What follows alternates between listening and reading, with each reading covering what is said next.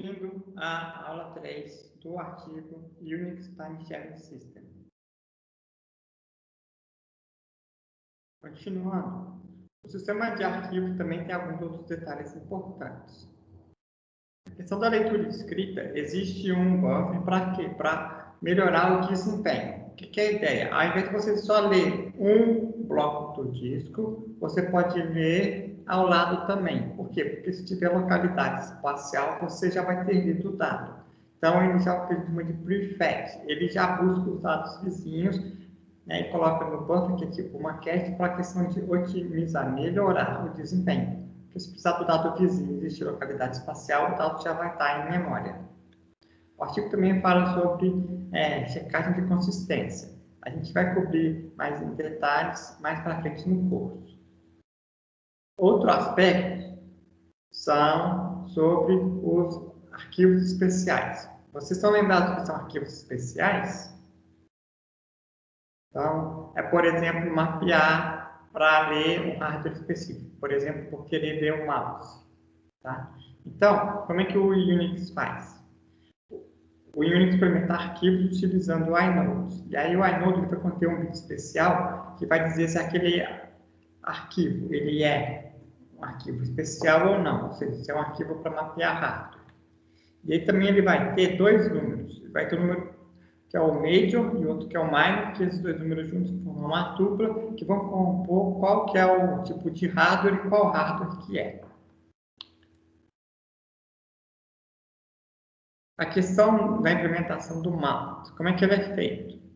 O sistema operacional existe no /etc/mtab um arquivo que o sistema operacional lê quando ele boota, tá? Esse arquivo está em disco. É importante vocês diferenciarem os dados que estão em disco do que estão em memória. Então, por exemplo, quando eu faço mount x para a /dev USB, o que acontece aqui? O /mount x vai virar um inode, por exemplo, no exemplo aqui 565, tá? E aí, ele vai ter lá também, na tabela, o que eu acabei de falar no slide anterior, que ele vai ter o número major e minor representando aí o hardware. Tá? Então, toda vez que for acessar o dispositivo, o sistema operacional vai olhar nessa tabela, tá? Para poder acessar o dispositivo. A tabela mtab, ela fica em disco. Porém, também existe uma representação do mtab em memória. Por quê? Questão de otimização. Você já deixa em memória para melhorar o desempenho. E como é que faz, então, para o sistema operacional, por exemplo, acessar o /mnt/x/foo/ac? Para ele percorrer esse caminho, a gente chama isso de name resolution, ou resolução de nome. Então, como é que funciona?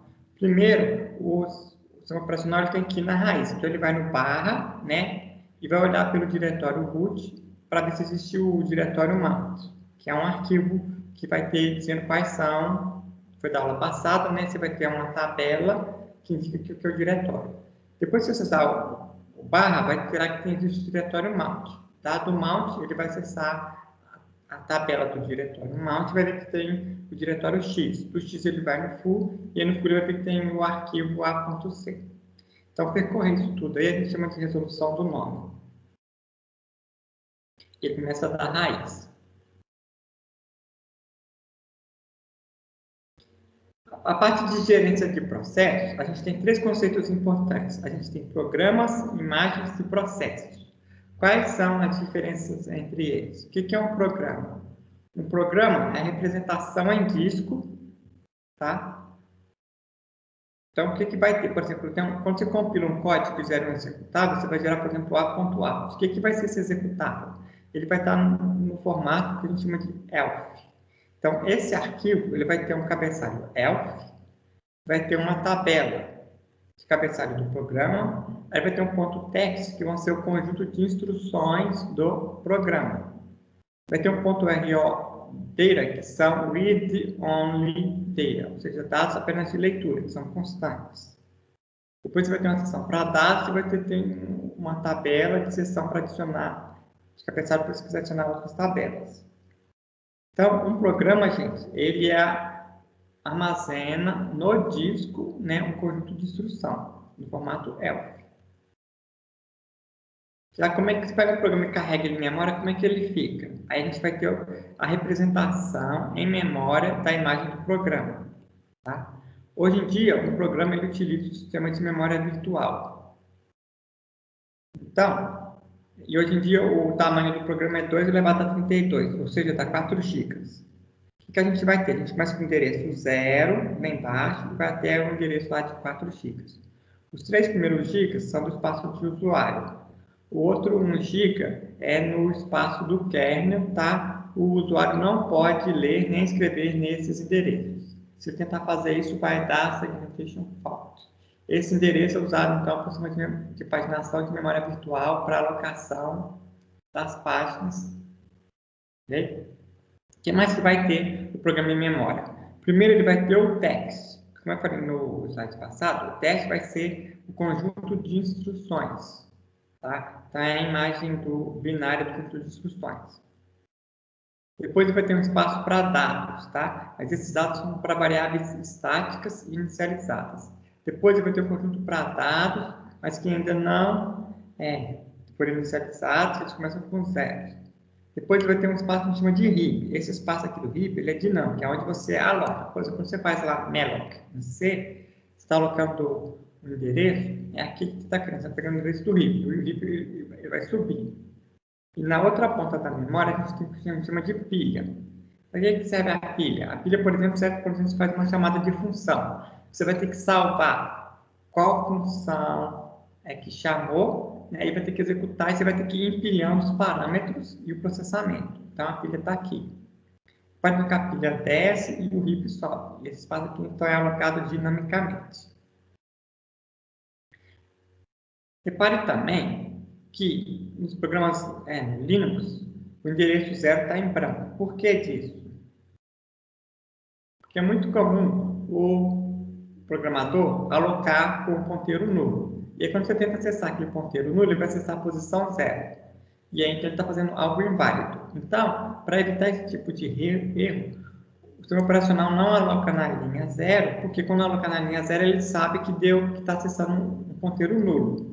Então, quando ele acessar a posição 0, ele vai dar o erro do segmentation fault, ao invés de executar um código que estava aqui alocado. Então, não se aloca mais código na posição 0 para já de precaução de quando um programa com ponteiro nulo tentar acessar esse espaço de memória. E aí o espaço de memória já sabe que vai ter esse segmentation fault. Então, a gente tem um programa salvo no disco e o teu programa quando é alocado em memória. Quando a gente executa esse programa, a gente vai ter então um processo. O processo, então, é uma entidade lógica que descreve a computação daquele programa. O que você tem que ter o que o processo precisa armazenar? Então, qual é o estado do processo? Ou seja, o que o processo armazena? O processo ele tem que ter o ponteiro para a instrução, que é a próxima instrução que ele vai executar. Ele tem que ter o ponteiro da pilha, né? Está aqui o ponteiro da pilha, sabe onde ele está na pilha. Ele tem que ter o valor dos registradores, né? E também tem a questão da tabela de páginas que está sendo utilizada. Então, essa é a parte de diferença de processos. Vocês têm que entender os conceitos. Então, você tem programas que é a representação em disco, a imagem que é a representação em memória e o processo quando ele está sendo executado.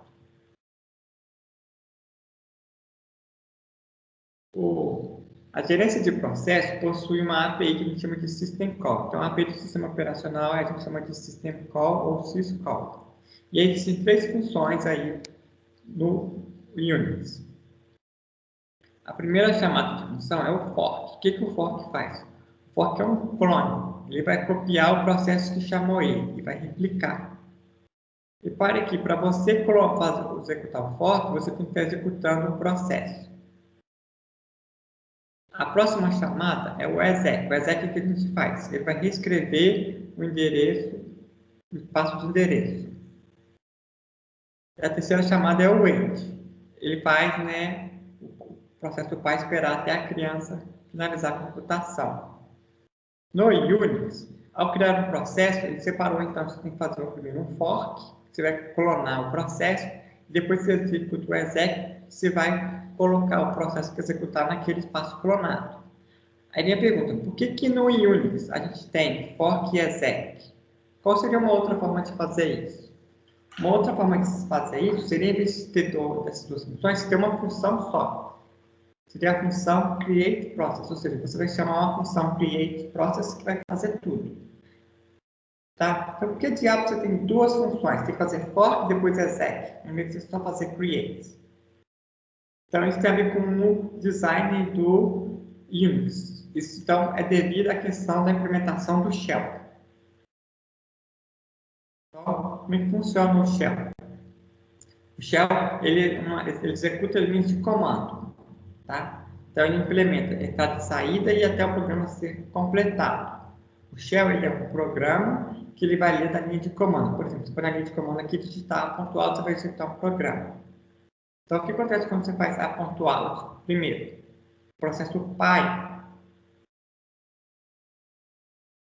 vai fazer um fork. E aí esse fork vai clonar tudo igualzinho, todos os campos do processo filho.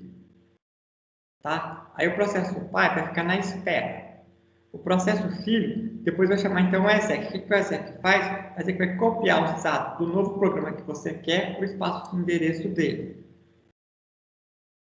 Aí ele vai executar o processo. Quando ele sair, vai enviar um sinal e aí o processo pai pode continuar. Tá? Então, assim que funciona. No Unix, a gente tem um fork e depois exec para poder executar um outro processo. E o wait. Então, essa daí é a API principal. Um detalhe importante. Quando o pai faz um fork, ele também clona os descritores de arquivo. Tá? Então, o processo A vai ter os mesmos acessos aos arquivos do que o processo pai. Então, o que são esses descritores de arquivos? É importante perceber que quando você fazer o fork também vai clonar esses descritores de arquivos. Então, é assim que ele faz o fork, então o processo filho consegue comunicar com o processo pai com esses arquivos. Esses descritores de arquivos no Unix, o que ele tem? O 0 é para você ler do teclado. O 1 é para você ler do console. E o 2 é para saída de erro. Tá? Algumas convenções. Se você colocar o ampersand, o processo pai não precisa esperar. Esse processo vai falar que ele vai executar em background, em fundo. No Unix também é possível você fazer um remapeamento de entrada e saída. Então, por exemplo, na minha conta, se eu quiser a pontual maior barra temp barra full, eu estou jogando a saída para o barra temp barra full. Então, quando que é feito isso? Você tem que tomar cuidado. Isso aqui é o direcionamento como que é. Então, vamos ver aqui no figurinho. Se eu mudar o adicionamento antes do processo clonar, o processo pai também muda. Você não quer isso, então tem que ser feito depois do fork. Tá? Então, o que acontece? Você vai clonar o processo, o shell clona o processo, e aí ele não pode colocar a pontual para executar ainda. Tem que ser feito antes. Então, depois que ele clonou o arquivo, é que ele vai redirecionar. Então, esse aqui vai clonar o fork, vai clonar o processo, aí vai redirecionar os files descriptor e depois você vai fazer o exec. Tá? E no final do processo você vai fechar os files descriptors. Quando você for executar, ele vai abrir então novos files descriptors. Uma característica do Unix é que ele sempre vai alocar o menor descritor não usado. Isso a gente vai ver mais para frente quando falar do Open. Então, o Unix pega o descritor de arquivo com menor número para alocar.